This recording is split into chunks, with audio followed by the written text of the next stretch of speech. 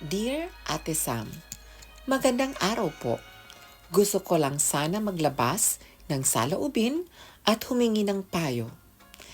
I'm a 32-year-old single mom with a 7-year-old son. I work in a BPO here in Quezon City.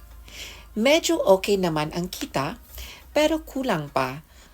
Lalo na't ako lang ang sumasalo sa lahat. Rent, bills, tuition, baon, pati yung simpleng pang-treat sa anak ko kapag may achievements siya. Recently, my ex, the father of my son, started reaching out again. For the past 6 years, halos wala siyang ambag. Bigla ngayon, gusto raw niyang bumawi at makilala ulit ang anak namin. Ang problema, hindi ko alam kung papayagan ko siya. Part of me feels na dapat kilalanin siya ng anak ko kasi tatay pa rin naman niya. Pero another part of me is afraid. What if dumating siya tapos bigla na lang mawala ulit? Ayokong makasaktan ulit ang anak ko. Ako mismo, I don't know if I've fully moved on.